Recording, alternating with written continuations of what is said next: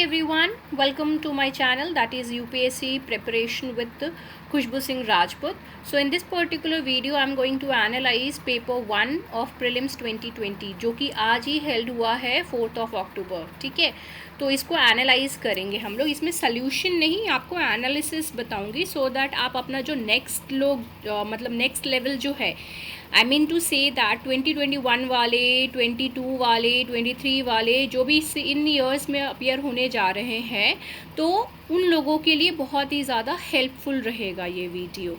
Okay, so do watch it from the starting to the end. मैं इसको बहुत ज़्यादा लेंथी नहीं रखूँगी, so don't worry about the length of this particular video.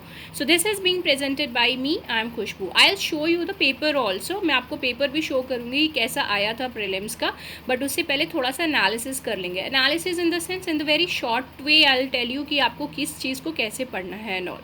ठीक है, तो वही चीज़ हम देखेंगे so that the next few years के जो एस्पिरेंट्स हैं वो अपना प्लान अकॉर्डिंगली कर सके कि कैसे हमको प्रेपरेशन करना है, because this is very important. जब भी आप प्रेपरेशन करते हैं तो सबसे पहला जो स्टेप होता है वो होता है analysis of the paper, analysis of the previous year questions. ठीक है, तो वो बहुत ज़रूरी होता है, तो इसलिए ये आप लोगों के लिए बहुत ही इम्पॉर्टेंट है.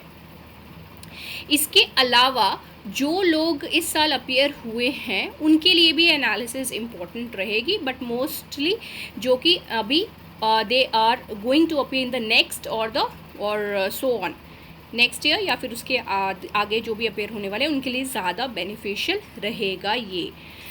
Right, so let's get started. अभी आप ये देख सकते हैं मैंने थोड़ा सा स्क्रीनशॉट एक्चुअली फर्स्ट 3 पेजेस का लेकर के रखा है. इनसाइट्स में insights.com में उन्होंने ये जो पेपर है बहुत जल्दी ही अपलोड कर दिया था सबसे पहले, तो वहीं से ही इसको स्क्रीनशॉट लेकर के मैंने इसमें लगाया हुआ है. ओके, तो हम इस वाले में देखते हैं कि एक्चुअली जो क्वेश्चंस हैं वो किस टाइप के पूछे गए थे. ओके, तो सबसे पहले तो मैं स्टार्ट करती हूँ साइंस एंड टेक से, क्योंकि बहुत सारे जो स्टूडेंट्स हैं वो ये क्वेरी कर रहे हैं कि मैम साइंस एंड टेक से क्वेश्चंस तो बहुत आए हुए हैं, what to do about it. See what to do, मैं तो हमेशा ही आपको कहती हूँ कि करंट अफेयर्स ही सबसे ज़्यादा इम्पॉर्टेंट होता है when it comes to the technology part.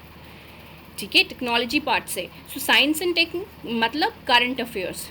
Okay, इसके अलावा एनसीईआरटी बेस्ड क्वेश्चंस भी जो हैं वो पूछे गए हैं, जैसे कि plant cell, animal cell.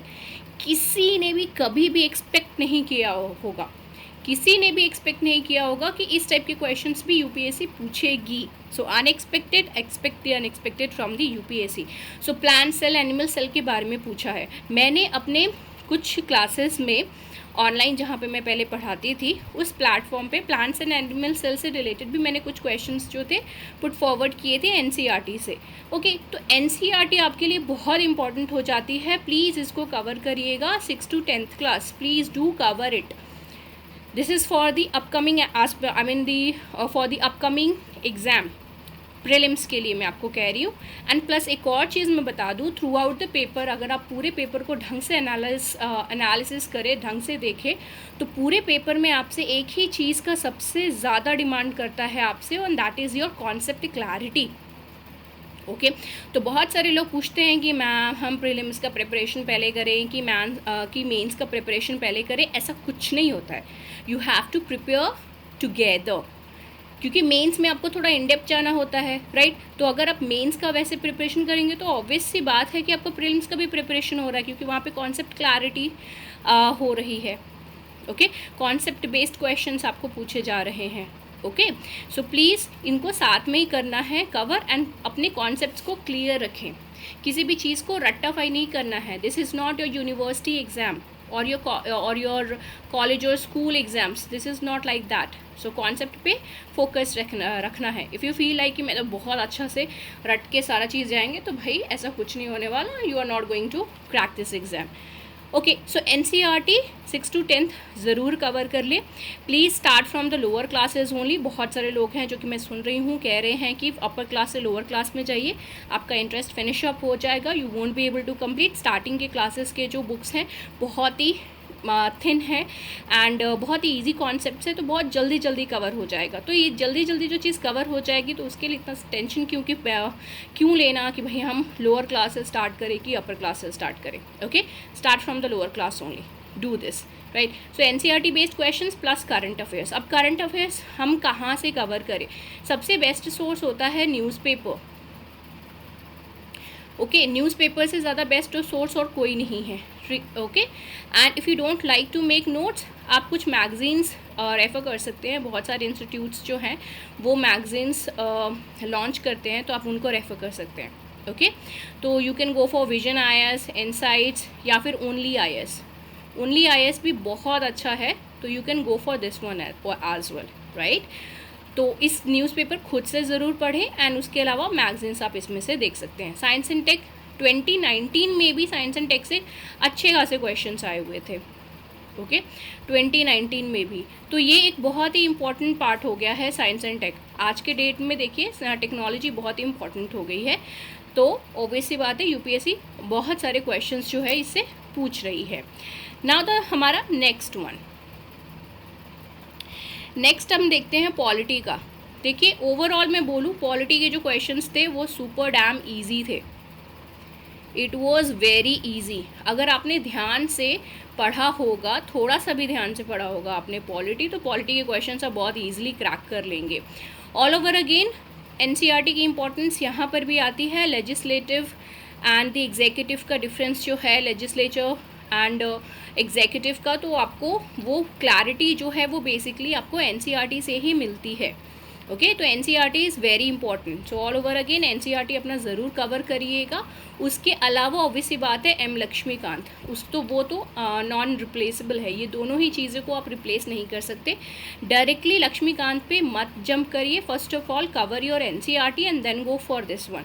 Okay, क्योंकि बहुत सारे ऐसी टर्म्स हैं जिसकी क्लैरिटी आपको एनसीईआरटी से ही होगी। जैसा कि मैंने आपको कहा कि लेजिस्लेटर क्या है, एग्जीक्यूटिव क्या है, ये सारी चीज़ों की क्लैरिटी जो है वहीं से मिलेगी आपको एनसीईआरटी से। जुडिशियल रिव्यू के बारे में भी आपको वहाँ पे आसानी से समझ में आ जाएगा। Okay, contribution also, constitution at work जो हमारा बुक है उससे भी आपको बहुत सारी क्लैरिटी होगी। So please go and cover your NCERTs first and then go for your this one standard books. Okay, so polity के क्वेश्चंस ओवरऑल मैं यही कहूँगी कि इट वाज डैम इजी, बहुत ज़्यादा एक्चुअली इजी थे। It was really very interesting to read all those questions कि UPSC ऐसे इजी क्वेश्चंस भी पॉलिटी से पूछ सकती है। ओके, तो ये हमारा हो गया पॉलिटी का। ठीक है, साइंस एंड टेक का मैं ये बताना भूल गई कि इजी था कि टफ था। आई वुड से मीडियम इसलिए मैं बोलूँगी क्योंकि अगर आपने करंट अफेयर्स किया होगा तो आपके लिए बहुत इजी रहेगा। कॉन्सेप्ट क्लैरिटी होगी तो सुपर इजी रहेगा उसके साथ, क्योंकि ऑब्वियस ही बात है यूपीएससी जो है आपको स्ट्रेट फॉरवर्ड टाइप एकदम ऑप्शंस नहीं देती है, कंफ्यूज ज़रूर करती है। तो ऑब्वियसली उसके अकॉर्डिंग आप अकॉर्डिंगली देख सकते हैं कि टफ था कि ईजी था। But I would say it was medium, it was not very tough. Okay, now the next topic I would say I am taking is the next subject, economy. Okay, economics लेते हैं। economics में आपको basic इस paper में जो जिस हिसाब से दिया गया था क्वेश्चंस उसके अकॉर्डिंग ऑल ओवर अगेन आपको बेसिक अंडरस्टैंडिंग होनी चाहिए। ठीक है, बेसिक अंडरस्टैंडिंग नहीं है तो आप क्वेश्चंस नहीं सॉल्व कर पाएंगे। जैसे कि आपने 1 लाख रुपीज़ जो है विड्रॉ किया तो उससे क्या हुआ इकॉनमी पे इम्पैक्ट। ठीक है, तो वो क्या है, आपकी बेसिक कॉन्सेप्ट्स अगर क्लियर होंगे तभी आप उस टाइप के क्वेश्चंस का जो है आंसर दे पाएंगे। This was also all over again very easy question. ठीक है, तो उसके लिए ऑब्वियस सी बात है एनसीईआरटी आपको कवर करना है। एंड इसके अलावा मैं यही कहूँगी कि श्री राम आईएएस की जो बुक है उसको ज़रूर कवर करें। वहाँ से आपको श्री राम आईएएस की इकॉनमी की जो बुक है वहाँ से आप कवर करें, इसको बहुत ईजिली कवर हो जाएगी। आपको कॉन्सेप्ट्स जो हैं सारे बहुत ही क्लियर हो जाएंगे। हालांकि हमको हमेशा लगता है कि भाई ये जीडीपी एनएनपी ये सारे जो टॉपिक्स हैं ये तो बहुत ईजी हैं, लेकिन ये बहुत टाइम जो है लोग कन्फ्यूज़ हो जाते हैं। ठीक है, इकॉनमी, मॉनेटरी पॉलिसी से भी रिलेटेड क्वेश्चन था। ओके, तो ये सारी चीज़ें आपको क्लैरिटी कहाँ से होगी, जब आप इस टाइप की बुक्स पढ़ेंगे। या तो श्री राम पढ़िए, या फिर आप इसके अलावा पढ़ सकते हैं रमेश सिंह की बुक इकॉनमी पर जो है, ठीक है, वो वाला आप कर सकते हैं। जो भी आपको सूटेबल लगे you can go for that. Better यही रहेगा कि श्री राम IAS की जो बुक है इकॉनमी की, आप वो वाली इसमें कवर करें, राइट। ये थोड़ा सा टफ़ मैं बोल सकती हूँ कि इकॉनमी जनरली सबको बहुत ज़्यादा टफ़ लगता है, तो थोड़ा सा tough I can say, but it was not over all over again. मैं ये नहीं कहूँगी कि बहुत टफ़ था, ऐसा नहीं था, right. Now the next topic, next subject लेते हैं। नेक्स्ट सब्जेक्ट है एनवायरनमेंट। भाई मैं हमेशा बोलती थी कि एनवायरनमेंट से मिनिमम 1 क्वेश्चन तो आता ही है।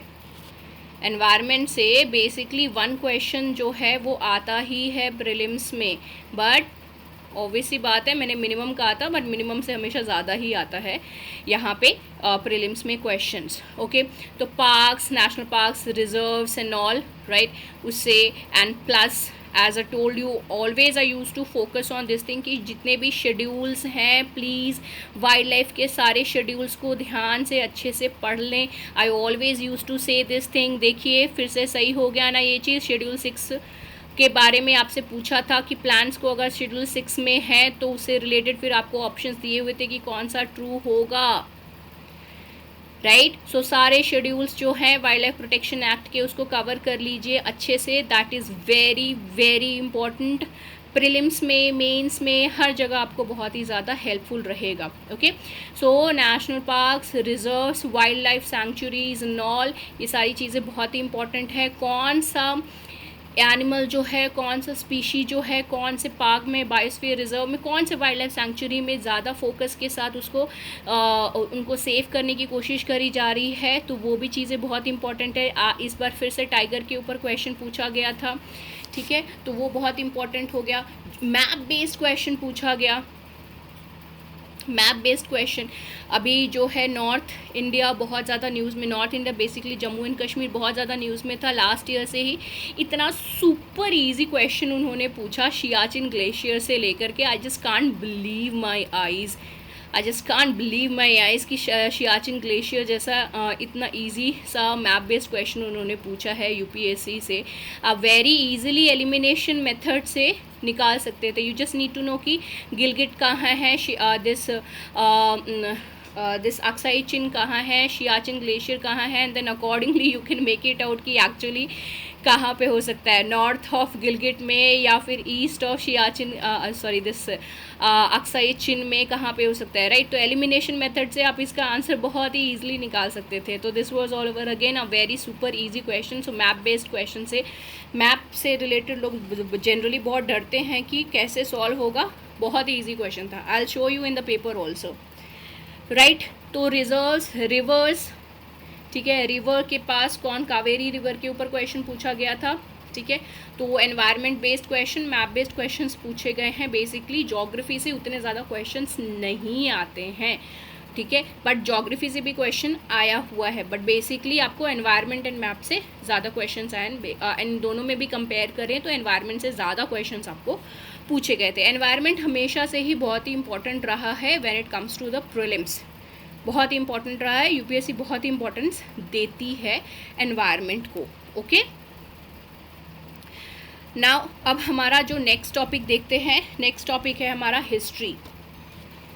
ओके, हिस्ट्री में देखिए लास्ट कुछ ईयर्स से मॉडर्न हिस्ट्री के ऊपर बहुत ज़्यादा फोकस करके क्वेश्चंस पूछे जा रहे थे, बट इन दिस ईयर 2020 ऐसा नहीं हुआ। मॉडर्न हिस्ट्री से क्वेश्चंस आए हैं लेकिन बहुत ज़्यादा क्वेश्चंस नहीं आए हैं। बेसिकली इस बार इनका जो फोकस रहा है यूपीएससी का वो है एंशिएंट हिस्ट्री में। As I always told you कि वर्ड से रिलेटेड क्वेश्चंस यूपीएससी पूछती है whenever it comes to the ancient और the medieval history. Word based questions बहुत ज़्यादा पूछती है यूपीएससी। ओके, तो वही चीज़ इस बार भी करी है, किसके कोर्ट में कौन था, राइट, वो चीज़ें इंपॉर्टेंट हो जाती है, क्रोनोलॉजी इंपॉर्टेंट हो जाती है, एंशियंट मेडिवल हिस्ट्री, मतलब कंप्लीट हिस्ट्री में ही एक्चुअली क्रोनोलॉजी इंपॉर्टेंट हो जाता है, ठीक है।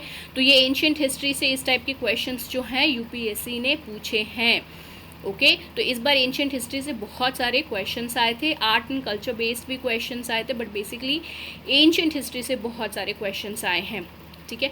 मेडिवल हिस्ट्री से कोई खास नहीं है, बट बेसिक इनका जो रहा है focus, that was the ancient history.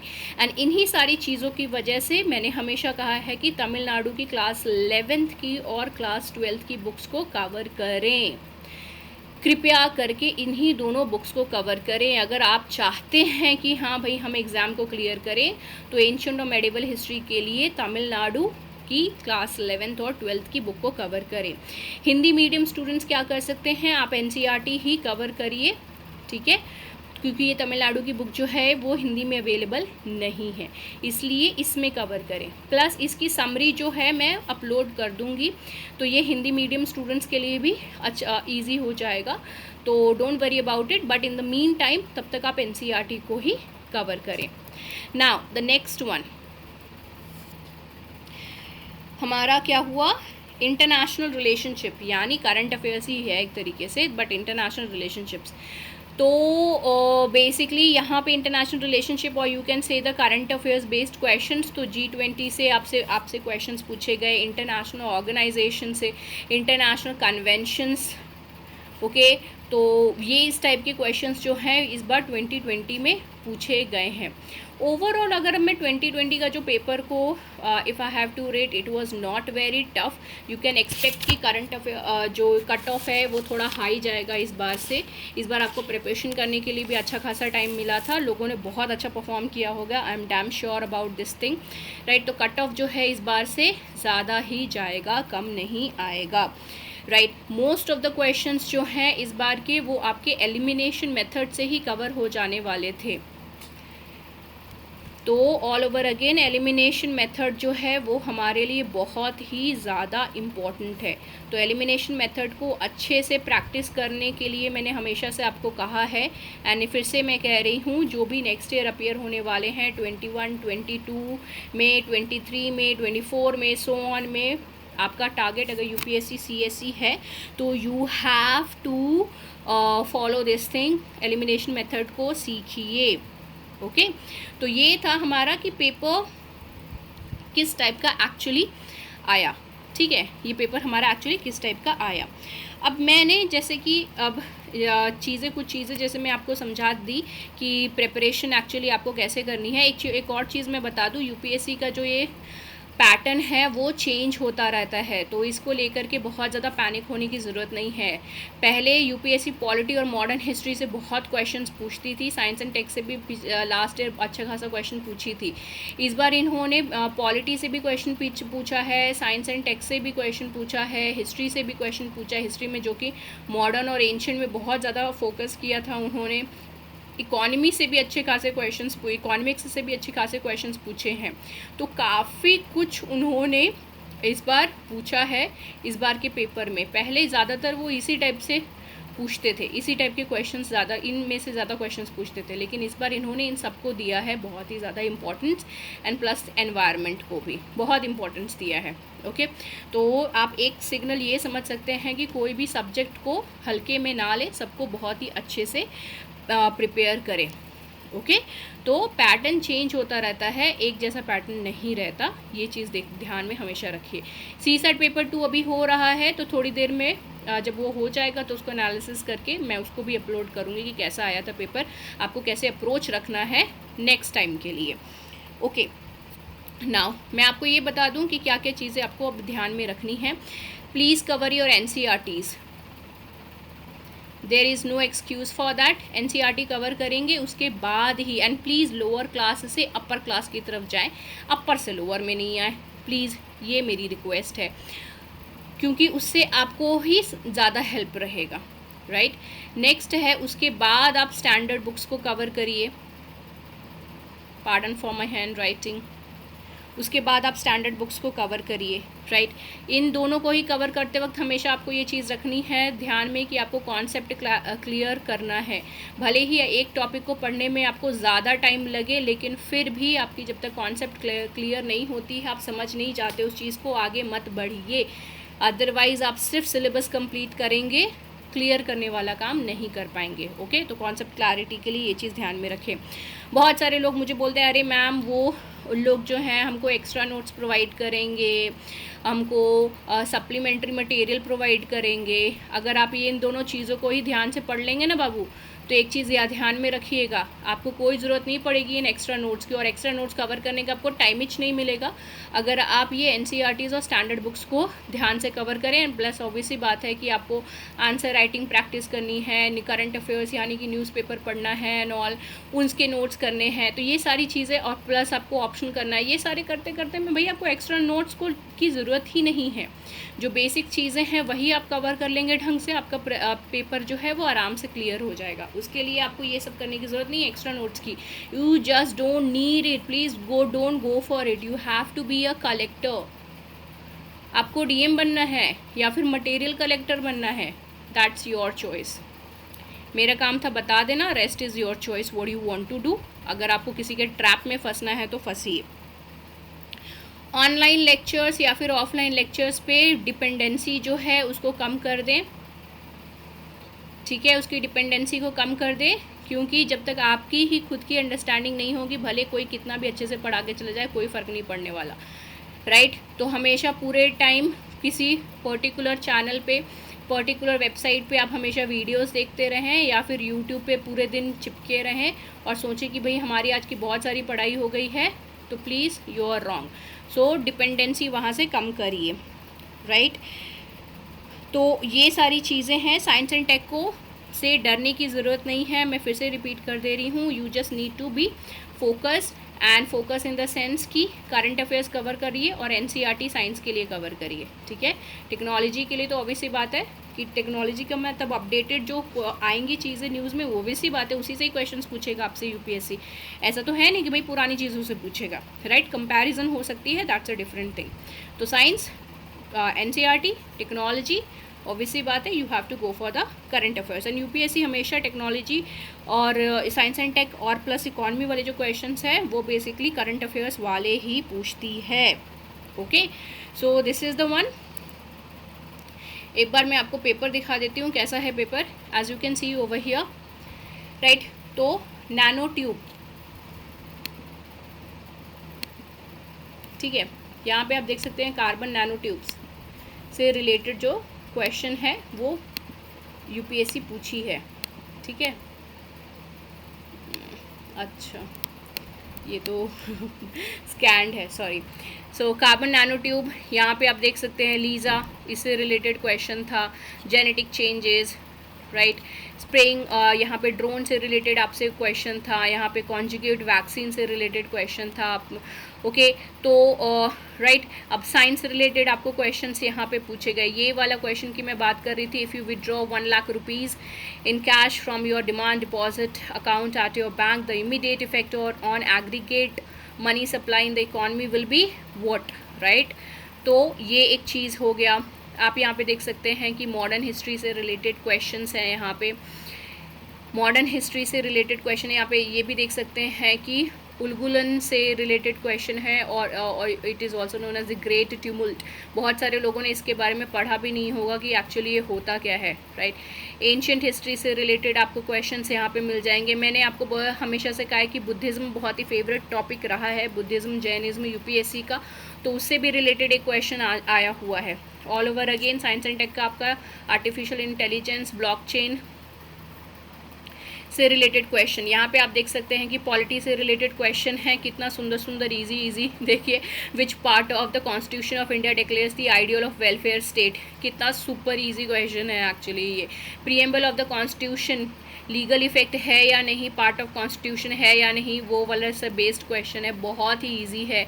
गांधीज्म और मार्क्सिज्म में कॉमन चीज़ क्या है उससे रिलेटेड यहाँ पर है। Parliamentary system of government actually होता क्या है उससे रिलेटेड, ये सारे आपके ये इस टाइप के क्वेश्चंस जो हैं आपके कॉन्सेप्ट क्लियर रहेंगे तो बहुत ईजिली। प्रीएम्बल वाला क्वेश्चन जो है वो कॉन्सेप्ट क्लियर रहेगा तो बहुत ईजिली आप इसको आंसर कर सकते हैं, ठीक है। Constitution of India legislature RPA act 1951 से रिलेटेड है। पार्ट 4 मैंने हमेशा आपको कहा है कि आपको याद रहना चाहिए कि कॉन्स्टिट्यूशन के कौन से पार्ट में कौन सा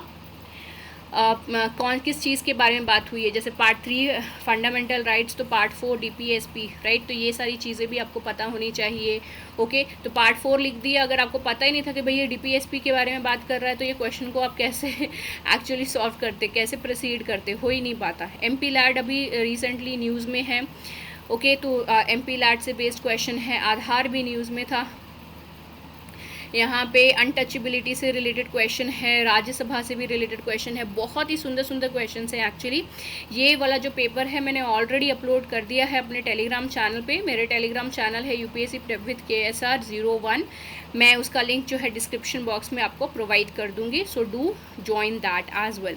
यहाँ देखिए बुद्धिज़्म से रिलेटेड क्वेश्चन इन्होंने पूछा है। हर्षा, पोस्ट हर्षा पीरियड हुंडी क्या था उससे रिलेटेड। देशेर काठा, ओके। तो ये क्या है, इससे देखिए ना आप कि कैसे कैसे क्वेश्चंस पूछे गए हैं, वर्ड बेस्ड क्वेश्चंस पूछे गए हैं। अगर आपको पता ही नहीं कि ये होता क्या है तो आप कैसे एक्चुअली इसको आंसर करेंगे। ये डिनोट किस चीज़ को डिनोट करते हैं, you won't be able to do that, right. यहाँ पे आप देख सकते हैं अशोका, समुद्रगुप्ता, हर्षवर्धना, कृष्णदेव राया, इससे रिलेटेड क्वेश्चन है कि ये इंस्क्रिप्शन किसके से रिलेटेड, कौन से रूलर से रिलेटेड है एक्चुअली, आपको वो बताना था। ओशन मीन टेम्परेचर, यहाँ पे आपका ज्योग्राफी आ गया, ठीक है। Advantages of fertigation in agriculture, ये आ गया आपका। मिनरल बेस्ड, तो ज्योग्राफी बेस्ड भी क्वेश्चंस हैं इसमें, लेकिन बहुत ज़्यादा नहीं है, but still geography based questions है। तो यूपीएससी इसमें एक्चुअली करना क्या है, एनसीईआरटी ज्योग्राफी की कवर करनी है, जीसी लियोन करना है, करंट अफेयर से कनेक्टेड रहना है, राइट। यहाँ पे आप देख सकते हैं Siachen glacier situated to the east of Aksai Chin, east of Leh, north of Gilgit, north of Nubra Valley. या बहुत ईजिली इसको एलिमिनेट करके इसका आंसर आप ढूंढ सकते थे। Schedule 6 wild life protection act 1972, जो कि मैंने हमेशा कहा है कि शेड्यूल्स को याद रखिए, बहुत ज़्यादा ज़रूरी है, राइट। क्रिटिकल टाइगर हैबिटेट इनमें से कौन सा है ये आपको बताना था। तो ऐसा है कि आप बहुत ही ईजिली इस पेपर को अटेम्प्ट कर सकते थे। डेफिनेटली इस बार का जो कट ऑफ है वो हाई ही जाएगा, ऐसा नहीं है कि बहुत लो जाएगा, बहुत हाई जाएगा, बहुत भी नहीं, आई मीन टू से, बट हाई जाएगा इस बार से, that is for sure, okay. So this is it for today. I hope that you liked it and मेरा पेपर 2 का भी जो एनालिसिस है वो भी ज़रूर देखिएगा आप लोग। मिलते हैं फिर आंसर की के बारे में भी हम लोग डिस्कस करेंगे, बट बेसिकली आपको एनालिसिस ज़्यादा प्रेजेंट करना ज़्यादा इंपॉर्टेंट था रैदर दैन दी आंसर की अभी, क्योंकि जो नेक्स्ट ईयर के स्टूडेंट्स हैं वो बहुत ही ज़्यादा अभी परेशान हो रहे होंगे कि भाई अब क्या किया जाए, अब हम लोग किस तरीके से प्रिपेयर करें। तो आई होप आपको क्लैरिटी हो गई होगी कि एक्चुअली आपको प्रिपेयर कैसे करना है, right. So do like, subscribe the video, take care, bye bye and have a great day.